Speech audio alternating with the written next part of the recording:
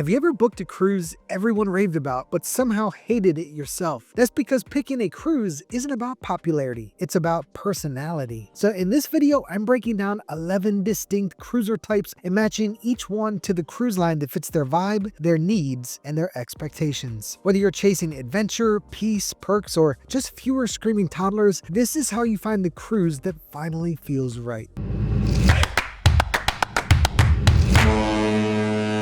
Hey y'all, I'm Evan with Family at Sea, where we help make every cruise unforgettable. Whether you've never set foot on a ship or you've got enough loyalty points to start your own cruise line, this video is here to help you rethink how you choose the cruise that's actually right for you. Because by the end of this video, you'll know how your personality, travel style, and cruise goals should shape the line you choose. Which cruise lines are actually built around the way you like to cruise so you can book with confidence and skip the post-cruise regret. And as a bonus, the peak times you may want to avoid if you'd rather skip the crowds and actually relax on board. If you're ready to stop guessing and finally book a cruise that feels right from the moment you step on board, this is where it starts. If you're ready, I am. Let's go. Before we dive in, a quick heads up. Odds are many of you may fit into more than one of these categories, and if that's the case, you'll want to take a look at which cruise lines overlap your different priorities, or just decide which vibe matters most to you on this trip. And if you don't see yourself represented in one of these 11 types, let me know in the comments who I missed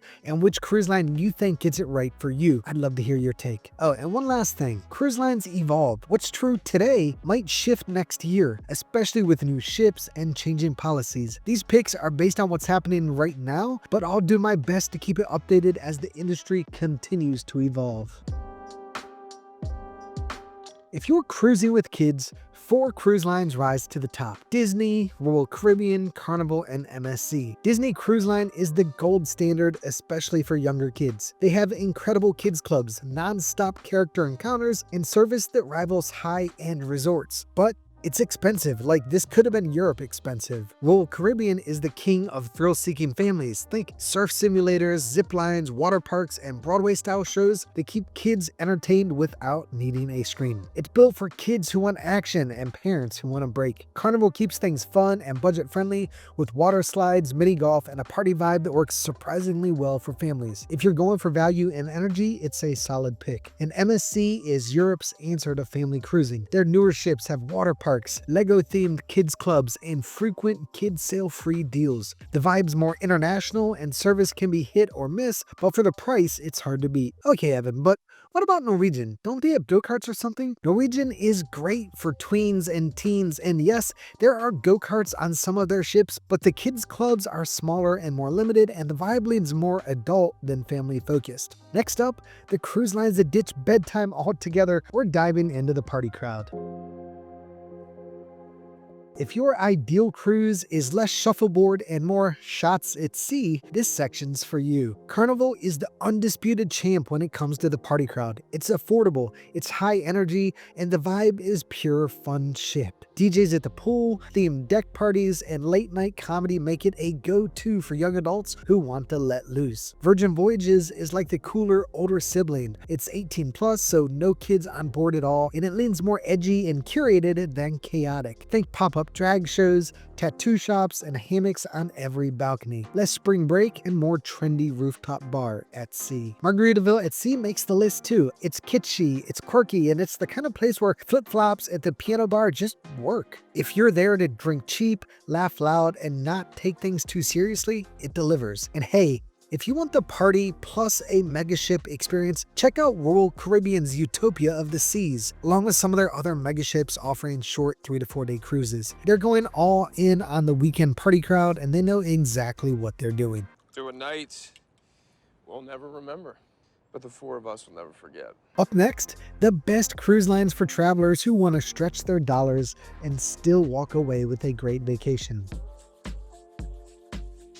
For years, cruising was considered a great value, and fortunately, there are still cruise lines that make it possible to sail without overspending. Right now, MSC is the best value in the industry. Their fares are consistently among the lowest, and they run kids sail free promos nearly all year long. You'll pay extra for things like Wi-Fi and bottled water, but if you're watching your budget and don't need a lot of extras, MSC is incredibly hard to beat. Carnival used to be the undisputed budget leader, but prices have climbed in recent years. It's still relatively affordable, especially on older ships, but it's not quite the automatic bargain it once was. And then there's Margaritaville at Sea. They have quick 2 to 5 day cruises, and while they're not fancy, they are absolutely fun. The whole experience feels like one big themed party. And if you're active duty military, a first responder, or a teacher, their Hero Sail Free program is one of the best values on the ocean.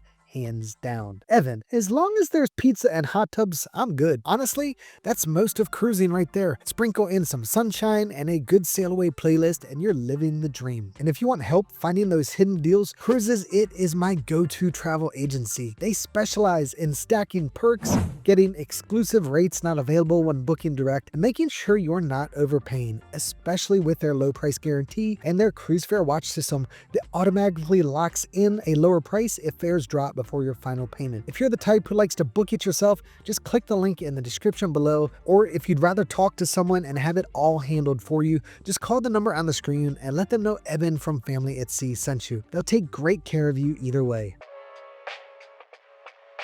If you prefer a quieter cruise with fewer crowds, more structure, and less chaos, this is where you'll feel right at home. Holland America is a favorite amongst older travelers for a reason. The pace is relaxed, the live music is exceptional, and enrichment programs like cooking demos and destination lectures give it a more refined, classic feel. You won't find water slides here, and that's kind of the point. Princess Cruises is another great fit, particularly their older ships. The service is polished, the itineraries lean traditional, and their medallion class technology makes things seamless on board. But a quick heads up, their newest Sphere class ships like the Sun Princess feel a lot more crowded and fast paced than what longtime Princess fans might expect. Celebrity also fits here, especially for those looking for a quieter, more premium experience without going full luxury. The ships are elegant without feeling stuffy, and the food consistently punches above its weight. Yeah, I want peace and quiet.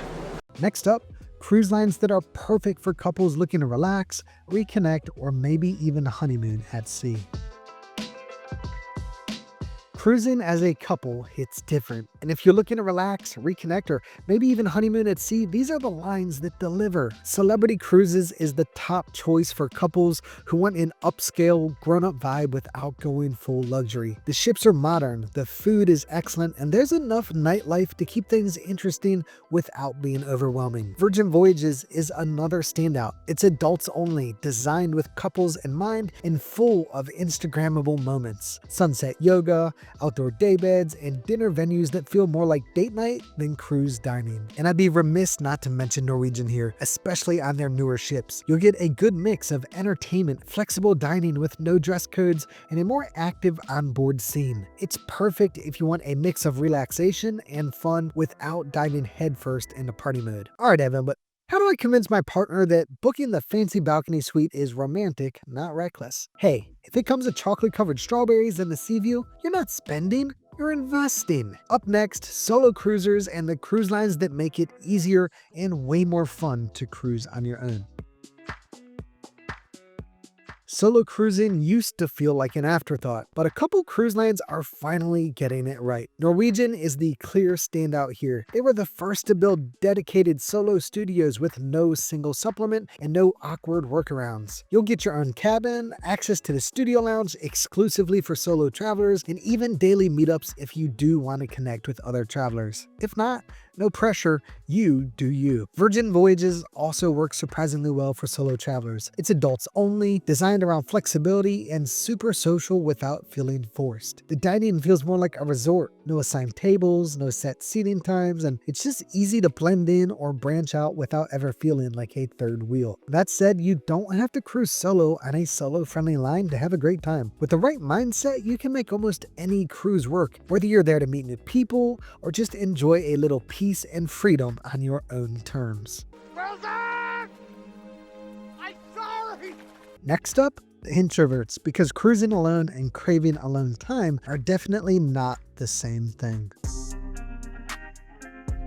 If the idea of screaming poolside contests and shoulder-to-shoulder buffets makes you want to cancel your vacation, this part's for you. Celebrity Cruises is a standout here. The ships feel refined without being formal, and there are quiet lounges, shaded outdoor spaces, and plenty of corners to disappear into with a book or drink in hand. You can enjoy the cruise without feeling like the cruise is happening to you. Holland America also fits beautifully. The pace is slower, the music is live but not blaring, and there's less emphasis on forced fun. You won't be chased down to play trivia or join a dance party unless you want to. So Evan, you're saying I can read, drink coffee, and ignore everyone for 7 days? Yes, that is exactly what I'm saying. And next up, the foodies. Because some cruises aren't just about where you go, they're about what you eat along the way.